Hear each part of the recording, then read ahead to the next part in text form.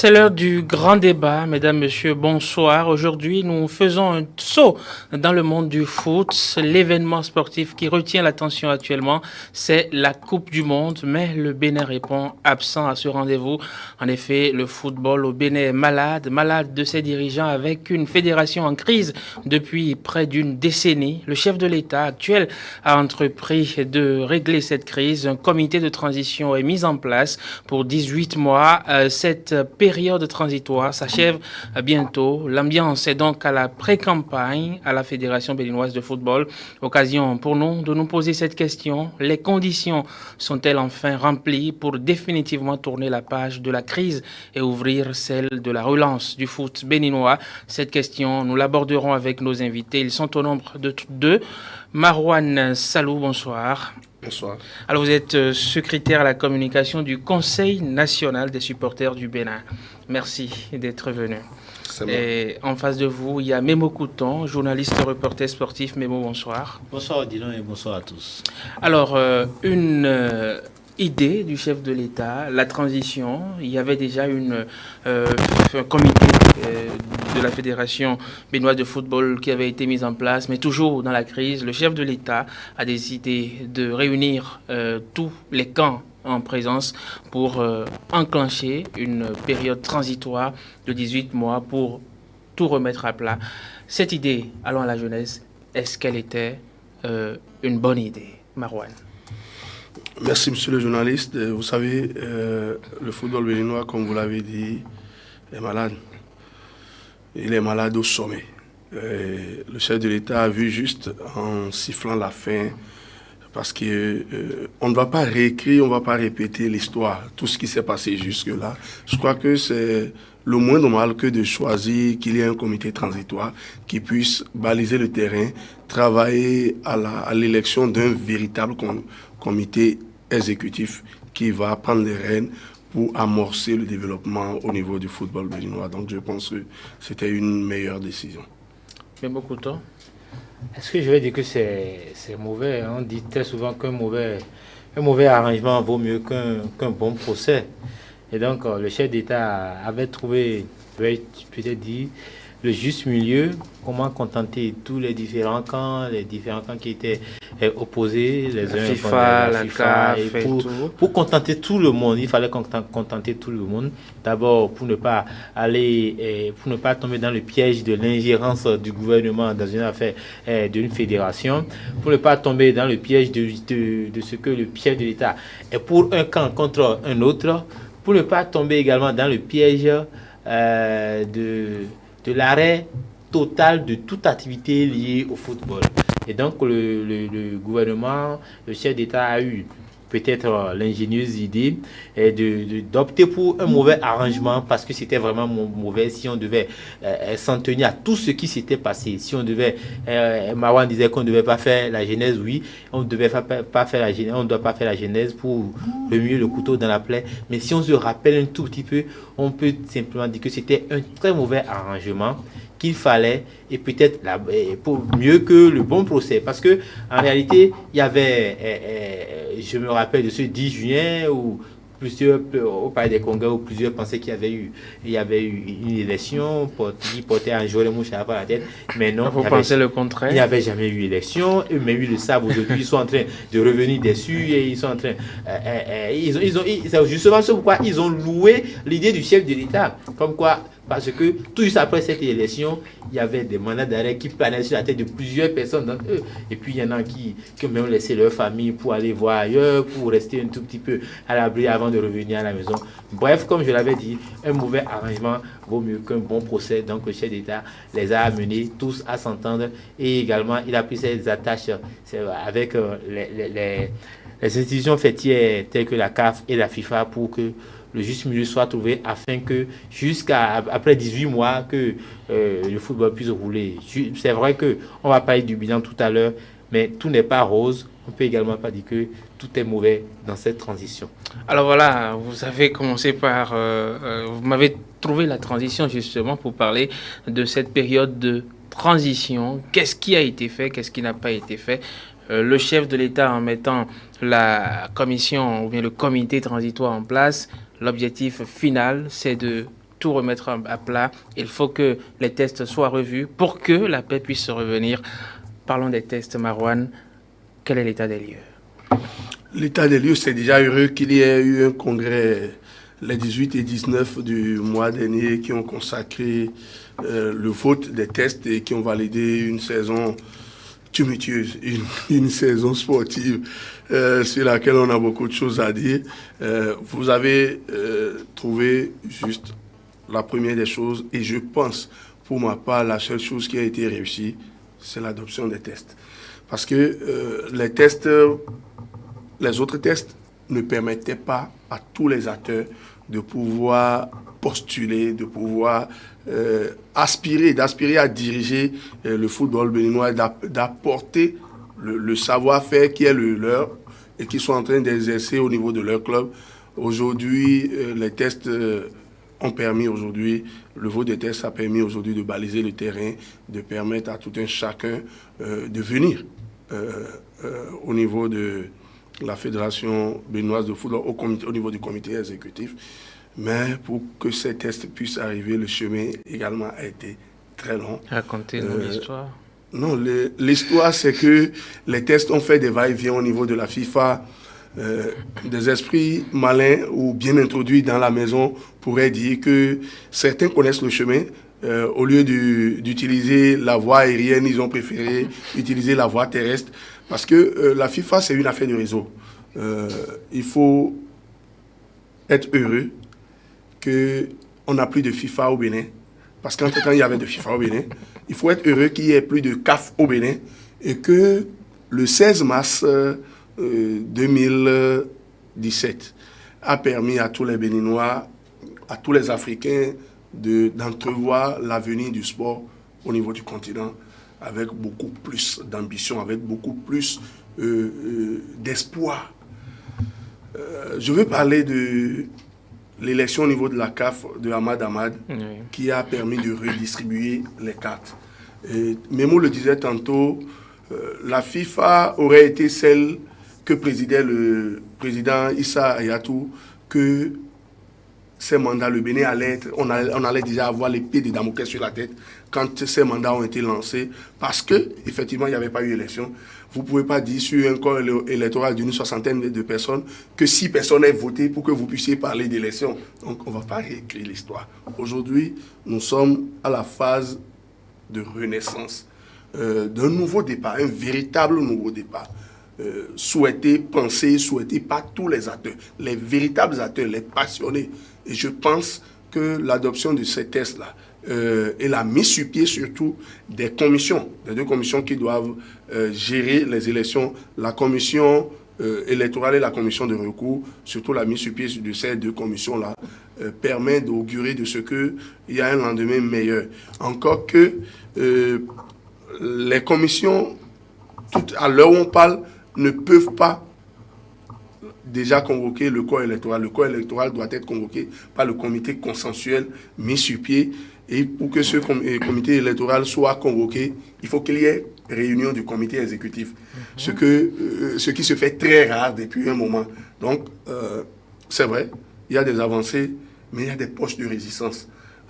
On est tenté de croire que la fin d'une période, elle est dure, la fin d'une période. Le changement de système est dur pour certains, et avec cette peau, ils ont la carapace de vouloir faire perdurer les faux systèmes, les mauvaises choses que beaucoup de personnes sont en train de décrier au niveau de la gestion de notre... On va aborder tout à l'heure les poches de résistance dont vous parlez, mais avant, on va continuer sur les tests. Memo, Marouane disait les tests ont été adoptés, et c'est pour lui l'une des meilleures choses qui soit arrivée au cours de cette période transitoire ou au bout de cette période transitoire.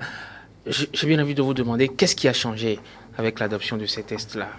Oui, plusieurs personnes peuvent penser que beaucoup de choses ont changé en bien, mais je pense que c'est le contraire chez moi. Les anciens tests étaient vraiment exclusifs.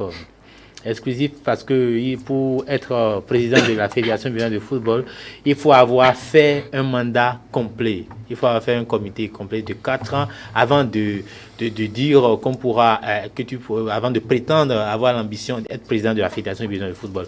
Mais je crois qu'avec avec les négociations, avec l'implication du gouvernement, avec avec ça, tout le monde, ils ont pensé que cet article-là était un article qui chassait beaucoup plus de personnes, sinon qui mettait à l'écart des gens qui avaient l'ambition, des gens qui avaient la capacité, des gens qui pouvaient le faire et qui les mettaient de côté. Et puis on leur a demandé de sauter ce verrou. Et c'est ce verrou que plusieurs personnes sont en train de voir, qu'il y a beaucoup d'avancées. C'est vrai, le verrou a été sauté, mais ça n'a pas été sauté en entièreté. Ce verrou n'a pas été sauté en entièreté parce que il y a un autre alinéa de cet article qui, quand même, bloque certaines personnes qui, aujourd'hui, sont... qui veulent également briguer, et je ne sais pas, qui ont l'ambition d'être à ce niveau-là, mais je ne sais pas pourquoi les gens pensent que c'est déjà un acquis. Quel est cet alinéa? Alinéa qui dit qu'avant d'être président, tu peux ne pas faire un mandat complet, mais tu dois être au moins, tu dois déjà faire au moins 3 ans à la tête ou bien membre au niveau de ton club. C'est que si tu es responsable de ton club, dans le bureau du club, tu dois avoir au moins fait 3 ans. C'est déjà exclusif. Mais c'est quand même déjà une concession. C'est de l'exclusion. Non, ce n'est pas de l'exclusion. Je pense que ce n'est que les acteurs du football qui peuvent parler de football. Vous ne pouvez pas demander à un aménagiste de terrain de venir parler de football. Le football, vous n'avez pas dirigé un club. Vous n'avez pas dirigé une association de supporters. Vous n'avez pas été arbitre. Vous n'avez pas été médecin sportif. Vous allez vous retrouver à la tête de la Fédération de football. Moi, je pense, au niveau de la CAF, ce n'est pas des restrictions. Ça existe, ce n'est pas ouvert au niveau de la FIFA, ça existe. Il faut permettre aux footballeurs, à ceux qui s'intéressent au football, de postuler pour diriger le football. On ne se réveille pas un beau matin pour croire que la Terre, pour décréter que la Terre n'est plus ronde, elle est rectangulaire. Non. Non, je pense qu'il faut capitaliser de l'expérience en exerçant dans quelque chose avant de pouvoir... L'expérience que vous avez à capitaliser, ça peut être au petit niveau.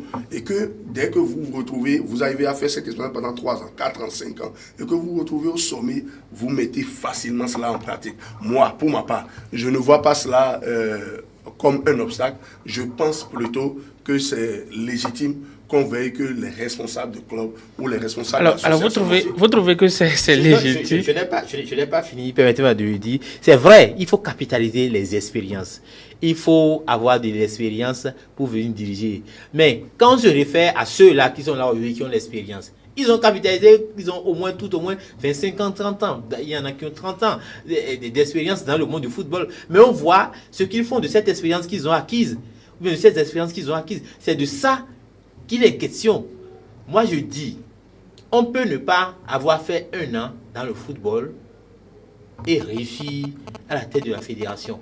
Un président de la République, ce n'est pas celui qui descend à la base, je vais dire, dans les fins fonds, pour dire, il faut faire ci ou bien c'est lui-même qui le fait. Il fait faire un président de la fédération, il est, je vais dire, un coordonnateur. Il se fait entourer par des gens. Mais il lui faut quand même un peu d'expérience. Je ne refuse pas, mais je pense, car dans le même temps qu'on se dit que les tests du 20 février 2013, les anciens tests, je veux dire, du 20 février 2013, étaient taillés sur mesure, que c'est des tests qui bloquaient des gens. Dans le même temps, je pense que les tests qui ont été validés la fois dernière sont également taillés sur mesure. Je continue. Les gens parlent d'avancée. Moi, je ne trouve pas d'avancée. Voilà des nouveaux tests pour lesquels, dans lesquels on dit le nombre de membres du comité exécutif passe de 15 à 21. Parce que, à 19, d'accord.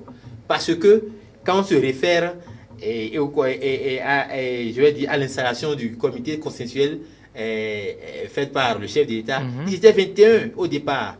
Il y avait le camp de Augustin Ronvebla, le camp de Anjouen Mouchafou, le camp de Ajavon Sébastien. Et les 3, je vais parler de comment il s'appelle, Atolou, et il y a également Sylvain Olausson et enfin Boko Athanase.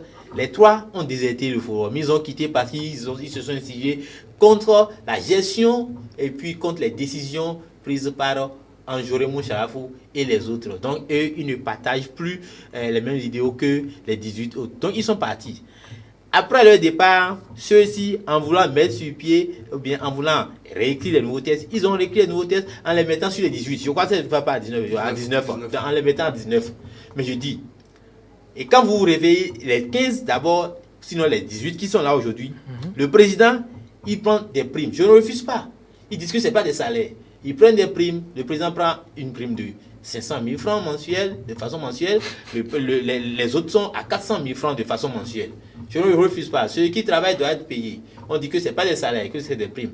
Maintenant, c'est beaucoup d'argent.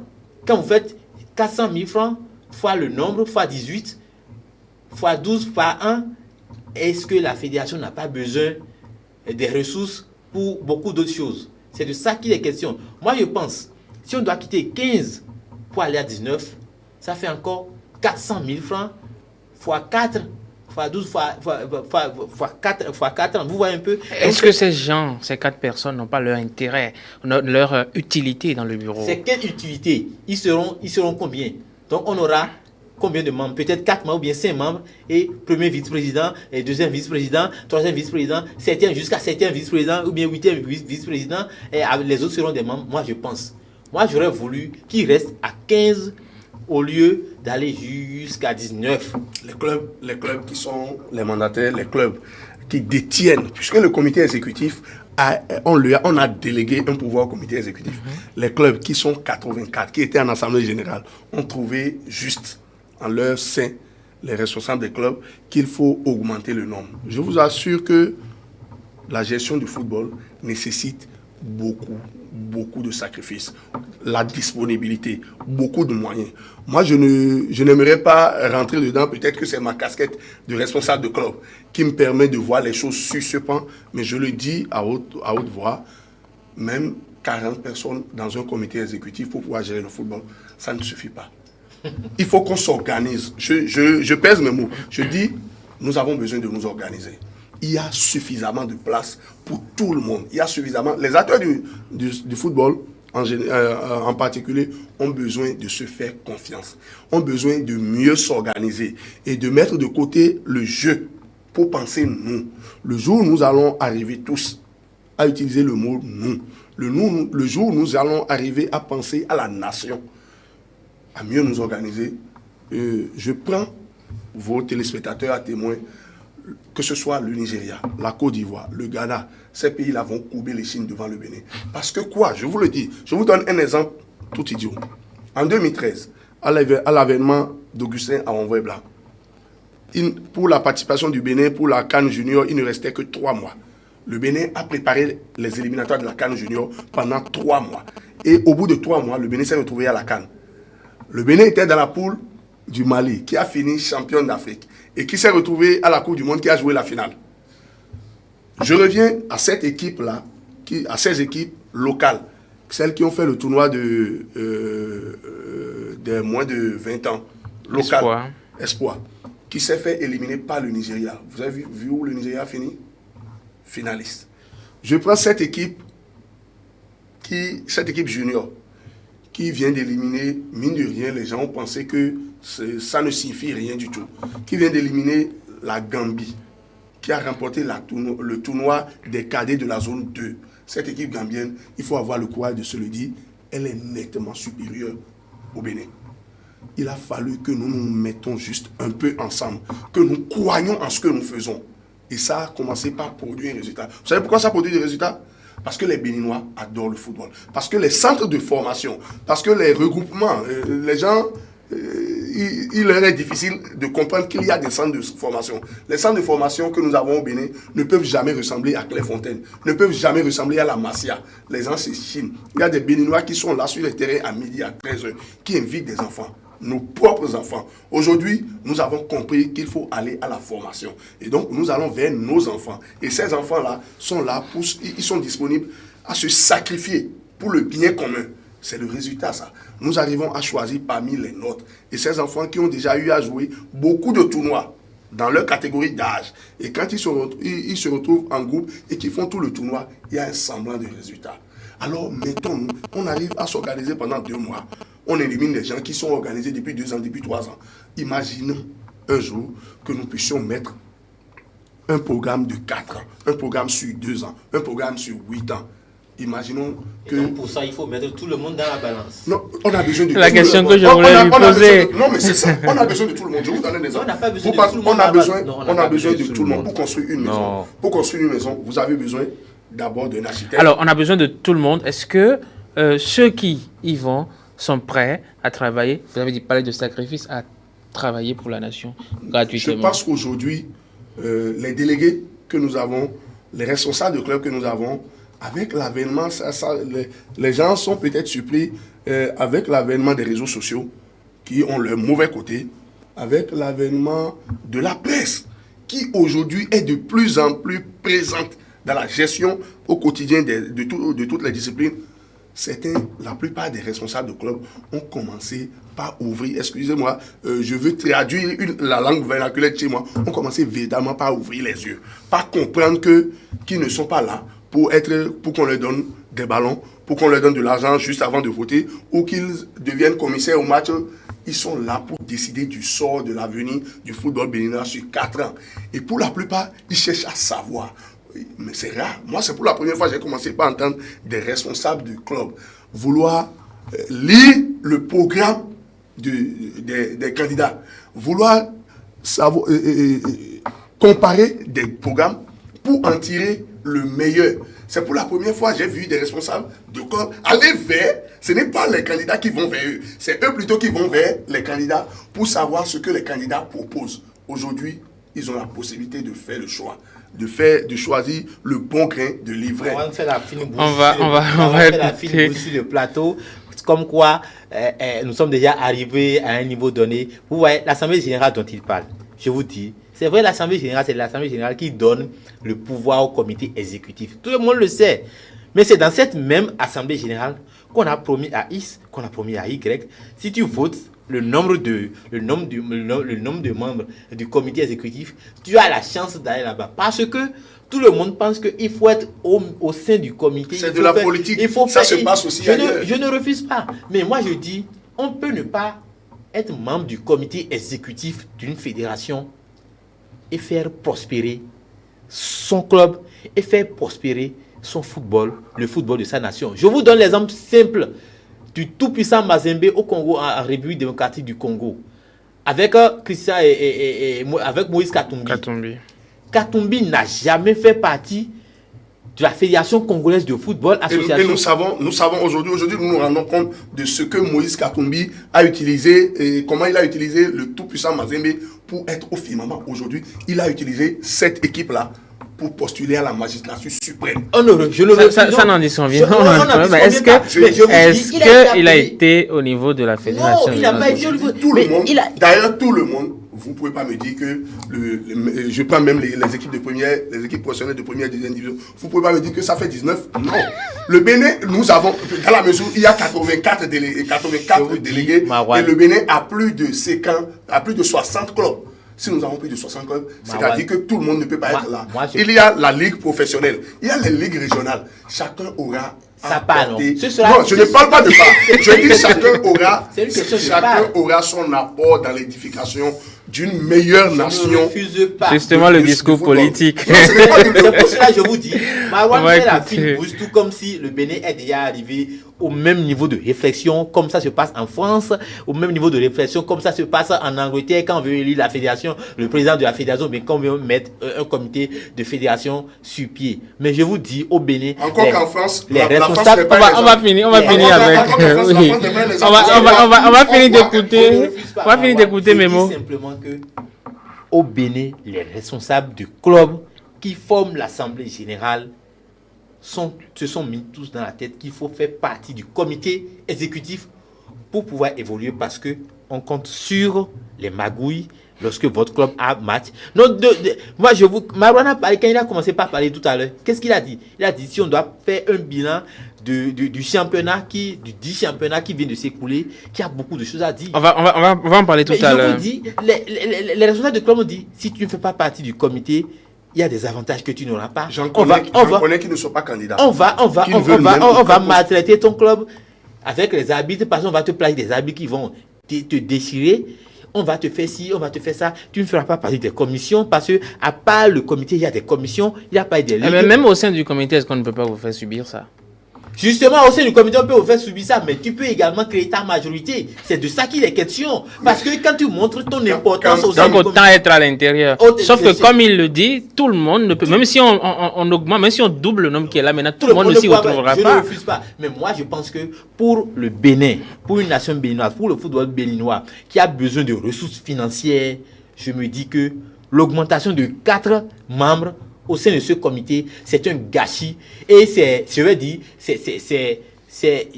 une organisation. C'est votre point de vue. Non, je ne refuse pas. Non, c'est mais alors, on va avancer. On va avancer. De je comprends que vous n'allez pas vous entendre sur le sujet. Non, justement. Alors, on va avancer. Avec une double casquette. Je ne refuse pas, mais je lui rappelle tout simplement que ça n'est pas bien pour un pays dans lequel on a besoin de ressources pour faire développer en bon démocrate, vous devez accepter ce que l'Assemblée générale a dit. L'Assemblée générale, elle est souveraine, elle est au-dessus. Mais ces décisions peuvent être commentées. Oui, non, je suis d'accord. Justement. Maintenant, il faut aussi ajouter un bémol. Les sous au niveau de la Fédération béninoise de football ne proviennent pas de la caisse. Ce n'est pas les sous du contribuable. Je ne refuse pas. C'est important de le relever. C'est important de relever, même si... Mais ça peut servir à autre chose. Je suis d'accord. Ça peut servir au contribuable. Ça peut servir à autre chose. C'est pas pour le contribuable, mais ça doit servir au contribuable. Ou bien, ça doit servir... Ceux qui viennent réfléchir pour le développement du football réfléchissent pour le profit du contribuable. D'accord, il n'y a pas de problème. On va évoluer. Alors, on va continuer par sur le développement de mes mots. Continuer sur les tests. Moi, je pense simplement, au niveau des tests, il y a des avancées. C'est vrai. On ne peut pas tout jeter. On ne va pas vouloir tout jeter parce que ceci n'est pas bon. Il y a des avancées dedans. Je les salue. Si je ne dois pas être avancé, c'est vrai, ils ont sauté ce verrou-là de l'article 33.6 ou bien 36.3. Je ne me rappelle plus trop. Et également, 33.6. Il y a d'aucuns disent que l'augmentation c'est une avancée. Moi j'ai dit que c'est pas une avancée. Il y a beaucoup de choses qui constituent d'avancées. Je pense que on peut essayer parce que c'est comme ces tests-là, on a juste eu les anciens tests en 2013. Ça fait 5 ans aujourd'hui maintenant, on les a revisités, on les a toilettés à nouveau. En 5 ans, quand on va montrer que ces tests ont également montré leurs limites, on pourra toujours penser c'est comme ça se passe partout. Donc je me dis que allons-y avec ça. Lorsque ça va montrer des résistances, ça va montrer ses limites, on pourra toujours revenir là-dessus, on pourra toujours revoir. Donc, au-delà de toutes ces divergences, après adoption des tests, on peut quand même retenir que ce sont des tests consensuels qui requièrent l'attention ou bien l'accord des différentes parties. Et ça a abouti à la mise en place de 2 commissions, la commission électorale et la commission de recours. Il paraît qu'à ce niveau aussi, il y a eu quelques difficultés à les mettre en place, mais finalement, vous avez pu vous entendre. Oui, c'est vrai. Et comme je le disais, certains comportements ont la peau dure. Et quand certains arrivent où ils sentent la fin venir, ils ont du mal. Ils ont du mal. Et je préfère m'en tenir à ces propos à peine voilés pour dire que ça a été dur. Ça n'a pas été facile. Les deux commissions sont mises sur pied. Quelle est la physionomie de ces 2 commissions? Non, c'est des commissions qui ont été mises sur pied de façon consensuelle, où toutes les parties sont représentées dans les commissions et que c'est des personnes, quand même, qu'on connaît du monde du football, c'est des personnes dont la probité ne doit souffrir d'aucune suspicion. C'est vous qui le dites. Oui, parce que vous ne pouvez pas me dire que Kanakin Kazmi, que nous connaissons. Vous ne pouvez pas me dire que mon cher ami Laurent Ouimbo, qui est président du comité de recours. Non, moi, par nature, nature personnelle, je vais toujours faire confiance aux gens. J'ai foi que ceux qui composent, j'ai seulement cité le nom des présidents. C'est des commissions bien faites. Et je crois que c'est des gens qui ont déjà fait leur preuve ailleurs, dans divers domaines, et que cette fois-ci, ils ne vont pas nous décevoir. Et je l'ai dit tout à l'heure, j'ai dit, nous sommes face à notre histoire. Chaque membre de cette commission doit se sentir investi d'une mission, celle de redonner goût aux Béninois, celle de redonner envie aux passionnés de football de retourner au stade, celle de booster, d'obliger le gouvernement béninois à faire davantage. Parce que quand vous prenez contact du programme d'action du gouvernement, quand vous écoutez le ministre en charge des sports ou le chef de l'État, quand vous lisez ces projets, vous sentez que c'est des gens qui sont très ambitieux dans tous les domaines. Et pour les amener à l'être davantage au niveau du sport en général, du football en particulier, qui doit être la locomotive, qui doit drainer les autres disciplines, puisque nous ne sommes pas aux États-Unis, pour que ce soit la boxe ou le basket. Ici, c'est le football. Et ce n'est que cela qui puisse drainer les autres disciplines pour que nous puissions les amener à investir davantage, pour que nous puissions les amener à croire à la chose. Cela dépend du sérieux que chaque acteur du football mettra dans l'organisation de cette élection, dans le choix des hommes qui auront la destinée de notre football pour les 4 prochaines années, pour qu'on ne puisse plus amener des gens sans adresse professionnelle, qu'on n'amène pas des aventuriers, des gens sortis de nulle part au niveau du comité exécutif qui viendront tâtonner, passer 1 an à réfléchir. Non, que nous puissions avoir la tête sur les épaules, qu'on donne les moyens à l'État d'investir davantage dans le sport. Parce que le sport, pour moi, est le premier vecteur en matière de développement. Et ce que le sport peut réussir, le football en particulier, la diplomatie elle-même, la diplomatie que nous connaissons n'est pas capable de le faire. Aujourd'hui, quand on parle du Jamaïque, tout le monde connaît les Jamaïcains à cause de l'athlétisme. Quand on parle du Brésil, c'est le football. On parle de l'Uruguay. On sait comment le niveau de vie en Uruguay. On connaît le niveau de vie en Uruguay. Mais aujourd'hui, ce que fait le football, le Panama, tout le monde connaissait le Panama pour ce que les gens se tirent, les ghettos et autres. Aujourd'hui, le Panama est la Coupe du Monde. Le Panama fait parler de lui. Alors il faudrait que les acteurs du football puissent mettre en tête qu'ils ont le devoir, l'obligation de donner la chance au pouvoir actuel, de donner la chance au gouvernement d'investir suffisamment dans le sport. Parce que si nous investissons et que nous nous donnons les moyens dans 4 ans, dans 8 ans, je vous assure que le Bénin va inscrire son nom dans les grandes compétitions de façon pérenne. Et cela va du sérieux de chacun des acteurs, à passer par les responsables de clubs, jusqu'à ceux qui aspirent à diriger ce football.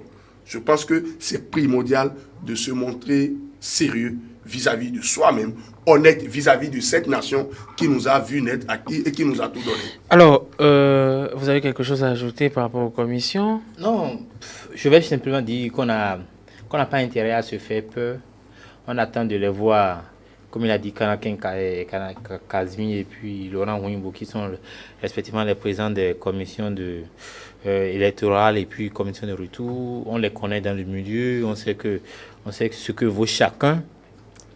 On sait ce que vaut chacun, je pèse bien mes mots, on sait ce que vaut chacun d'eux. Et on fait ce que valent également chacun les membres de ces commissions. Donc je pense qu'on les attend à l'œuvre. On ne va pas les juger, on ne va pas y aller avec les préjugés. Moi j'attends de les voir à l'œuvre pour pouvoir les juger. Alors l'autre chose qu'a fait cette commission, non, ce comité transitoire, c'est bien le championnat de transition dont vous parliez tout à l'heure. Je vous vois sourire tous deux subitement. Vous avez sûrement beaucoup de choses à dire. Ce championnat qui, malheureusement, vous êtes journaliste, n'a pas été couvert par la presse béninoise. Qu'est-ce qui s'est passé? Non, vous savez, comme je l'avais dit, on a beaucoup de choses à dire. C'est vrai, si on doit faire un bilan de ce comité, ça fait partie des taches noires, ce championnat, ça fait partie des taches noires qui veut dire, qui balaient un tout petit peu du revers de la main, peut-être les bonnes choses qu'ils ont l'intention de faire. Ce championnat qu'ils ont voulu lancer pour, je vais dire, pour la réunification, un championnat de transition, pour mettre tout le monde dans le même plan. Voilà, vous lancez un championnat, vous êtes allé peut-être dans un faux pays, excusez-moi, dans un désert, dans un faux désert d'ailleurs, pour signer un contrat avec un partenaire. Pour signer un contrat, et vous nous mettez, il y a un contrat que les membres de ce comité ne maîtrisent même pas les thèmes, les clauses du contrat. On a le président, c'est avec des gens, ils sont allés signer un contrat, ils sont venus, et voilà ce partenaire qui impose ce qu'il veut et qui subitement demande à la presse de ne pas couvrir parce que c'est lui seul qui aurait le droit de le transmettre et qu'il faut payer, il faut faire ci, il faut aller remplir des conditions. Alors que, et on a promis ciel et terre avec des affiches, oui, on a vendu, on a dit c'est vrai, ça va être. Mais je pense que ils s'étaient mal pris ou bien ils avaient fait une mauvaise communication autour. Parce que ce qui s'était passé, en fait, si la presse avait boycotté, parce que je fais partie quand même des têtes de pont, ceux qui... Il y avait eu une pétition.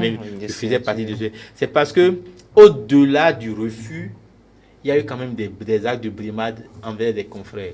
Il y a des confrères dont le matériel a été saisi. Il y a des gens qu'on a menacés. Moi-même, au stade Cotonou 2, on a dit, on m'a menacé. Même au stade de l'amitié, on a dit, vous n'êtes pas autorisé. Je dis, mais... Et arrivé à un moment donné, vous n'êtes même pas autorisé en tant que journaliste d'aller regarder le match. Vous voyez un petit peu. Parce que peut-être que la communication ou bien... Ceux qui sont commis pour filtrer les entrées, pour demander aux journalistes de ne pas faire ci, de ne pas faire ça, ils ne sont pas du domaine, ils ne sont pas instruits, ils ne savent pas ce qu'ils doivent faire. Et donc, ils ont dit non, vous êtes journaliste, vous n'êtes pas autorisé. Vous êtes journaliste, vous n'êtes pas autorisé. Vous ne pouvez même pas faire photo. Donc, il y avait un méli-mélo. Donc, je pense que c'est ça qui a amené les confrères, c'est ça qui nous avait amené à boycotter ce championnat. Et on l'avait boycotté. On a bien fait de boycotter ce championnat parce que tout ce qui s'est passé vers la fin nous donne raison que c'était du vrai faux qui était monté, que c'est pas de l'amateurisme, mais que c'est du flou comme d'habitude. Les mauvaises habitudes ont la peau dure, c'est du flou parce que vous imaginez, on a promis 10 millions au premier, Il les a reçus. Jusqu'à présent, il les recevra, d'accord. Plaise à Dieu. J'espère que parce que vous venez de finir le mois de juin, non sûrement que Dieu va vous entendre beaucoup plus que nous. Il les recevra. Il n'a rien reçu jusqu'à présent. Voilà un championnat au cours duquel on montre des arbitres contre des clubs, on siffle. Et puis un arbitre peut aller là-bas, un des arbitres qui ouvre grandement leur bouche pour dire que c'est quand même le club du patron. Je ne peux pas laisser le club du patron être battu. Vous voyez un peu? Vous voyez un championnat qu'on finit et c'est dans le bureau, je vous dis, c'est dans le bureau du ministre ou bien avec le ministre qu'on décide de ceux qui doivent descendre et de ceux qui doivent monter. Vous voyez un tout petit peu. Donc, quand vous voyez tout ça, parce qu'on a peut-être mis sur pied une commission pour dire d'abord, voilà, vous voyez, il y a tellement de choses qui laissent à désirer, qui vous font dire que ce n'est simplement pas sérieux tout ce qui a été fait au cours de ce championnat. Vous imaginez, avant le championnat, les gens ont demandé le règlement du championnat. Je crois que c'est vers la fin de la phase avant les playoffs qu'ils ont eu ce règlement. Et voilà encore, pour interpréter ce règlement, on a sorti un club et on a interprété. Vous voyez, quand il s'agit d'interpréter les tests, les Béninois sont forts.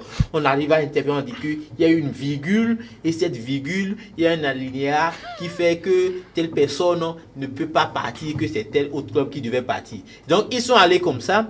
À la fin, il faut décider de qui doit descendre et de qui ne doit pas monter. On n'a quand même pas fait des calculs d'épicier dans telle personne. Et finalement, un match à polémique, un arbitre qui fait 2 rapports pratiquement, ou bien 3 rapports, un rapport sur le terrain, et qui dit que le match est fini, qu'il a arrêté le match à la 86e minute, mais qui finalement, dans un rapport, à la 90e minute, aurait donné un carton jaune à une équipe. Donc, un match qui n'est pas allé au terme. Les tests sont là, les tests de l'arbitrage disent, voilà ce qu'il faut faire. C'est finalement dans le bureau, bien avec le ministre, qu'on a décidé de qui doit descendre de la première division pour la deuxième. Il faut louer qu'il y ait eu une oreille attentive au ministère des Sports qui a permis à ce qu'on en arrive là. Non, moi je ne peux pas louer. Moi je ne peux même pas louer ça. Je ne peux pas louer parce que c'est tout comme si au Bénin là, c'est ce que je dis.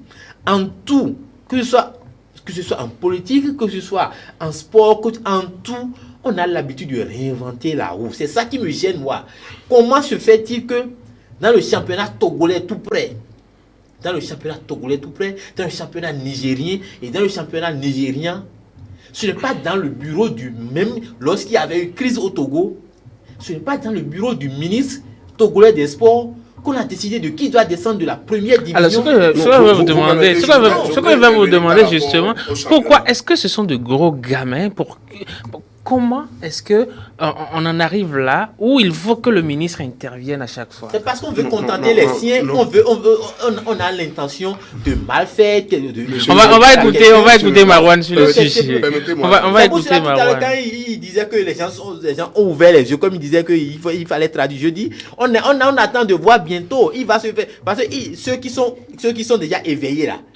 Voilà ceux qui sont éveillés, voilà ceux qui font. Il a dit qu'ils sont éveillés, non? Et c'est les mêmes qui forment cette assemblée générale qui est éveillée. On va écouter Marouane. Le chef de l'État, la parole du chef de l'État, elle est sacrée. La parole d'un chef d'État est sacrée. Quand vous remettez en doute la parole d'un chef de l'État, quand le chef de l'État donne les instructions, vous êtes tenu. Si vous avez un peu de jugeote, si vous avez une éducation spirituelle, vous devez respecter la parole du chef de l'État. Le chef de l'État a dit... Ce n'est également pas la parole d'évangile. Dans une nation, la parole du chef de l'État est la parole d'évangile. Non. Elle s'impose. Alors, on va continuer. Le chef de l'État, en signant le protocole d'accord, en réunissant les acteurs, a dit « Je ne souhaite plus qu'il y ait de problème. J'invite à une accalmie. » Tout à l'heure, il a dit, je suis à double casquette. Je suis responsable d'un club. Et dans le protocole d'accord, il a été stipulé qu'il faut inviter tous les clubs. Tous les clubs. Je suis responsable donc d'un club parce que j'ai démontré ma position contre une gestion cavalière, contre une gestion qui est une gestion très loin même de l'amateurisme qu'a continué à faire le président André Moucharaf. Mon club a été mis de côté. Union sportive de Cotonou. Parce que M. Faustin Godovo, l'ancien député qui est président de Vautour, parce qu'il fait partie de ceux qui reprochent des choses à l'actuel président de la fédération, son club a été mis de côté. Nous avons tenté de nous rabattre sur le comité transitoire, mais le président Jorin, jouissant d'une majorité mécanique, s'est imposé. Et nous sommes tus. Vous savez pourquoi nous sommes tus? Parce que le chef de l'État a dit qu'il ne veut plus d'histoire dans le football. Aujourd'hui, nous sommes en train de lutter contre ce système parce que c'est quand même ahurissant. Memo l'a dit, que les gens jouent sur le terrain et que les décisions d'homologation de match et autres se fassent par des calculs d'épicerie parce qu'on veut voir, lui, est-ce que à la fin du championnat, est-ce qu'il peut me soutenir? Si je l'envoie en 3e division, si je l'envoie en division amateur, il va perdre son droit de vote. Donc on fait des calculs et on ne promet que, on ne fait la promotion que de ceux qui sont les amis, de ceux qui sont là aujourd'hui. Donc en réalité, est-ce que, vous avez dit que la parole du chef de l'État est sacrée, est-ce que après 18 mois de transition, on peut dire aujourd'hui que les choses ont changé? Est-ce qu'avec tout ce que vous dites, ça n'est pas la même chose, les mêmes problèmes qui se poursuivent? Est-ce que on continue avec les mêmes acteurs, on n'aime pas dans le même L'éternel recommencement. Oui. Non, malheureusement, si on juge les 18 mois, on ne peut pas dire que les choses ont changé. Le changement dont je parle, l'aspiration du changement dont je parle de cela à partir du comité de consensus, à partir du comité exécutif qui viendra. Ça sera les mêmes. Non, je ne pense pas parce que aujourd'hui il y a un problème de choix. Aujourd'hui, quand même, vous n'allez pas, vous avez mis le pied dans un trou. Le serpent vous a mordu. Vous remettez le pied une seconde fois, le serpent vous mord. Et vous voyez le même trou, vous allez remettre encore votre pied, ce n'est pas possible. Mais on fait ça depuis des années. On l'a répété 2 fois. Mais il n'y aura pas une troisième fois. Il n'y aura pas une troisième fois. On dit souvent pas 203. Non, il n'y aura pas une troisième fois parce qu'il y a une prise de conscience collective. Ça, je le dis, il y a une prise de conscience collective du grand nombre. Je ne dis pas de tout le monde. Je dis, il y a une prise de conscience du grand nombre. Hier, il y avait... Mais Memo, je suis surpris que je vois Memo qu'il soit tranché. Hier, il y avait une CAF aux ordres. Hier, il y avait une CAF annexe à PK10 à Papa. Hier, il y avait une FIFA annexe à Papa. Où les courriers pouvaient venir n'importe comment et à tout moment. Pour rien, pour avoir été mieux seulement. Mais la CAF ou la FIFA n'ont jamais contesté ces courriers, l'authenticité de ces courriers. Non, ça dépend du chemin que vous avez emprunté. Tout à l'heure, je vous disais dans mon introduction que pour aller à la FIFA et aller à la CAF ou aller dans l'administration, il y a des chemins où les courriers parviennent directement. Il y a des chemins de détour. Et les nôtres, au moment où ils ont fait les premiers tests, pour que cela puisse prendre du temps, parce qu'on les connaît, habitués au fait, ils ont utilisé le chemin bancal, le chemin où on peut soutirer les documents du système. Aujourd'hui, nous sommes au même pied d'égalité. Gianni Infantino et Ahmad ont permis que nous soyons au même pied d'égalité. On peut vérifier les informations aujourd'hui. Il y a une avancée. Les clubs sont devenus pas totalement forts, pas entièrement forts comme on l'aurait aimé, que ce soit en France, que ce soit en Angleterre. Mais la France et l'Angleterre, ils n'ont pas fait 20 championnats, ils n'ont pas fait 30 championnats. C'est presque 60 ans de championnat. Ce n'est qu'en répétant les championnats, ce n'est en pratiquant le football et en exerçant que ces responsables de clubs vont comprendre que les membres du comité exécutif dépendent d'eux et vont s'assumer. Il y a aussi une avancée non négligeable qui est primordiale. Vous avez un ministre des Sports qui a du goût, qui est un passionné, qui connaît le milieu. Vous avez un chef d'État. C'est la brosse à relier. Non, ce n'est pas de la brosse à relier, je vous le dis. Vous avez un chef de l'État. Aujourd'hui, l'autorité de l'État n'est plus à démontrer.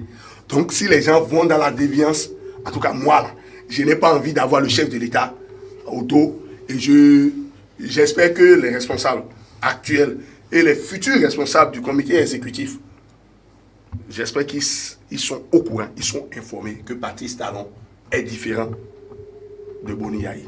Alors, on va enclencher petitement la descente avec cette question. Quelles sont les tendances aujourd'hui? On va vers les élections. Quelles sont les tendances? Memo? Bon, il faudrait que le comité exécutif convoque le corps électoral. Il faut le faire lorsque la date sera connue, la date des élections sera connue. Il faut le faire au moins 45 jours avant, selon les tests, c'est ce que disent les tests. Aujourd'hui, les 18 mois seront toujours en... Non, ce qui est sûr, fin juillet, on aura un nouveau comité exécutif. Je crois ça parce que selon les dits du ministre la fois dernière, ça n'ira pas un nouveau, ça ne va pas dépasser le mois d'août. Aujourd'hui, maintenant, on tend déjà vers la fin du mois de juin, donc pratiquement ce comité... 45 jours, est-ce qu'on est en juillet? On est déjà en août et on est déjà en août, donc bon... Les gens voulaient aller à la Coupe du Monde au congrès de la FIFA. Ils sont allés, ils ont revenu déjà. Donc j'espère qu'ils vont maintenant s'empresser pour le faire. Les tendances, est-ce que je peux dire que, puisque c'est vrai, on a vu des gens qui ont l'ambition. On a vu ceux qui ont déjà lancé les signaux, comme quoi ils veulent être candidats. Et comme c'est pas... À tous les postes, c'est pas une élection au niveau de chaque poste, c'est une élection de liste, c'est un scrutin de liste. Donc je pense que chacun est en train d'affûter ses armes. On a vu des gens qui ont couru, ils sont allés dans tous les coins du Bénin pour affûter les armes, mais finalement, il y en a qui ont été descendus par l'article dont je vous parlais tout à l'heure, l'alinéa qui les a sortis, on leur a coupé l'herbe sous le pied, donc ils sont déjà à la touche. Aujourd'hui, on a plusieurs tendances. On sait que, bon, Anjorin Mouchalafou, il est là et puis indétrônable, il est candidat. Naturellement, il ne l'a pas encore dit, mais on le sent venu. On le sent venir plutôt, on le sent dire et puis on le sent dans ses propos. Donc, Anjorin Mouchalafou, il sera candidat. Et on sent également, bon, que d'un côté, on a, parce que, quand on se réfère un tout petit peu au discours de Magoula Oké lors du tournoi, je vais dire, du tournoi de TIC 2F de Daouda Monirou à Porto Novo, Magoula Oké dans son discours, bon, c'est carrément une déclaration de candidature. Dans les coulisses, on apprend également que, bon, peut-être, est-ce que bien encore il aurait eu des ambitions, et n'oublions pas Fimé Aklogan qui également est dans cette tractation. Donc, voilà, si on se rappelle, c'est vrai, il n'y a pas encore de déclaration de candidature en bonne et due forme.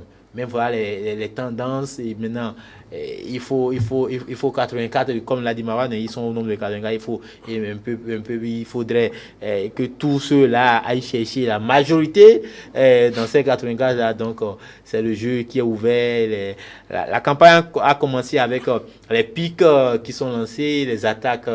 On a senti que ça fait déjà presque plusieurs attaques contre Magoula Oké, bon, qui lui-même n'est pas sain, il faudrait le rappeler, parce que le problème qui se trouve, mais peut-être la malchance que eux tous ils ont dans ce petit monde du football, est que chacun d'eux a un problème à un moment donné de l'histoire de ce football à jouer contre le football. C'est ça le problème. Quand on prend Anjorin Mouchalafou, on est en train de crier son nom, Anjorin Mouchalafou. Oui, Anjorin Mouchalafou, il n'est pas sain. On sait qu'il est dans les faux coups, on sait qu'il se donne des coups. Parce que après tout, le football aussi, c'est la politique. Donc, si tu me fais du mal, n'attends pas que je te fasse du bien. Donc, Anjorin Mouchalafou, on sait qu'il a la carapace dure. Si tu lui déclares la guerre, il te déclare la guerre, il va te faire ça. Tout le monde sait que c'est comme ça. Augustin Ronvel, on sait comment la guerre était entre Augustin avec Anjorin. Jusqu'à ce que Augustin son mandat soit écouté avec cette histoire de retrait d'agrément. On sait également que quand on prend les gens comme peut-être dans ce petit monde, à part Fimé Aklogan qui malheureusement il est le seul qui n'a pas quelque chose à qui on va reprocher quelque chose. On ne peut pas le reprocher parce qu'il n'a également pas été il n'a pas eu le pouvoir de décision, il n'a pas décidé, même s'il a été membre du comité, il n'a pas été décideur comme cela sur toi. À part lui, quand on prend Magoula Oké, on sait que c'est quand même celui-là, le champion des... On dirait que vous militez pour Magoula Oké, vous non, je dis, non, mais permettez-moi de finir. On sait quand même que c'est celui-là qui est le champion, il est toujours dans les postes, il doit avoir les postes de résistance dans les comités, c'est lui qui a toujours été à la base des crises. Il faudrait qu'on se rappelle, il a été à la base, le comité avec Adjavon dans le temps en 2009, il était dans le groupe et il fait partie également des 5 qui ont fait sauter le comité d'Augustin Ronvel là. Il y avait lui, il y avait William Frank Bedi et puis donc je vois lui il est candidat aujourd'hui, donc les gens disent bon, si c'est celui-là qui va venir, lui qui est toujours dans les petites histoires, c'est lui qui a toujours dit non, telle personne n'est pas bonne, oui, c'est telle personne qui est bonne. Après, vous voyez, finalement, c'est lui qui est bon. Je pense, alors en matière d'élection, je pense qu'il y a deux pôles. Il y a des anti-systèmes, il y a des gens qui se sont réunis, qui sont... Vous êtes un anti-système, oui. vous avez même dit sur ce plateau que vous avez lutté contre Anjorin Mouchalafou. Ça n'a pas pris fin, votre lutte contre Anjorin Mouchalafou. Donc ma lutte, c'est contre un système. Ok, le système Anjorin. Oui, non, c'est un système érigé en vérité. Alors, ma question, je ne vous ai pas encore posé ma question. Alors, je sais, je sens que vous ne voterez pas Anjorin. Alors, ma question, c'est pour qui roulez-vous?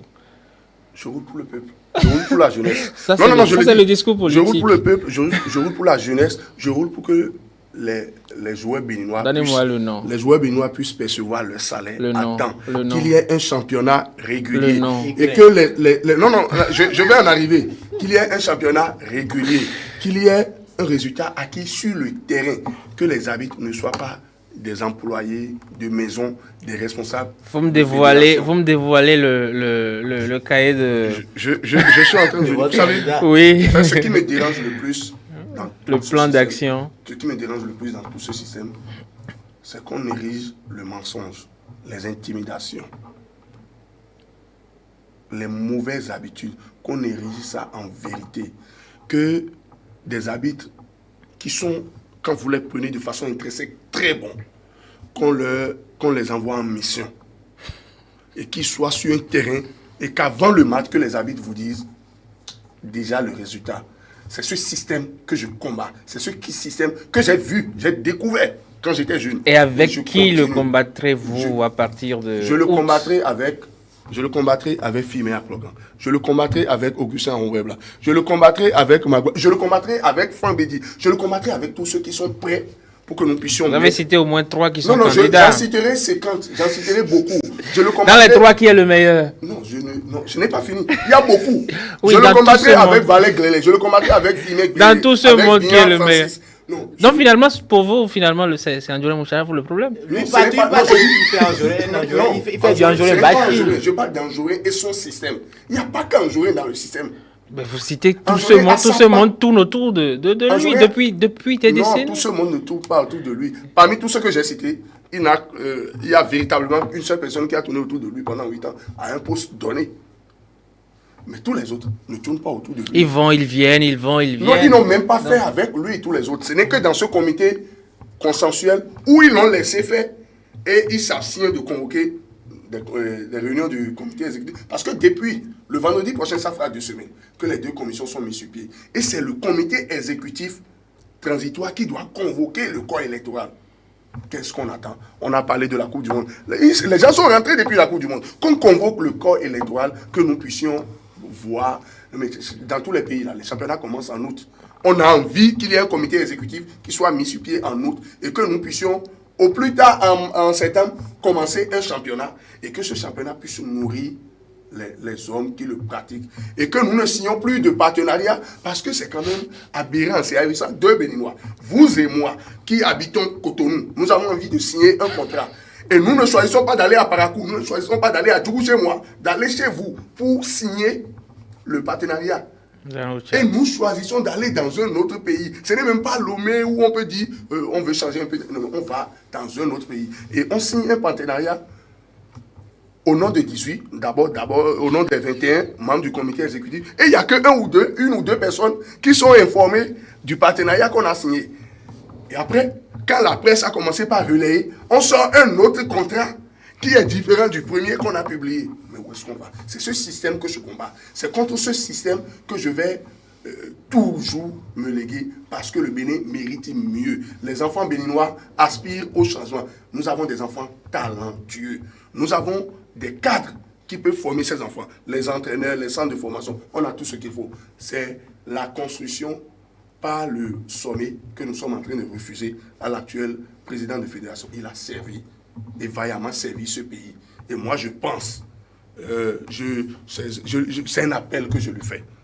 Anjorin Moucharaf n'a plus rien à démontrer à ce pays. Il a été membre du comité exécutif de la CAF, membre pendant longtemps du comité exécutif de la Fédération béninoise de football. Aujourd'hui, il mérite de se reposer. Aujourd'hui, il mérite d'aller s'occuper de ses petits-enfants et laisser le football. Merci. On vous aura compris. On vous aura compris. Il n'y a pas. Vous avez fait tout votre discours sans me dire le nom. Il n'y a pas de souci. Alors, 30 secondes chacun. 30 secondes chacun pour me dire. Je constate simplement que Marwan a fait du Anjorin Bachir tout le temps et puis il n'a pas. Moi, je ne veux même pas connaître le nom. Il a cité un bon nombre de candidats potentiels. Oui, c'est des candidats potentiels qui ont montré leur ambition.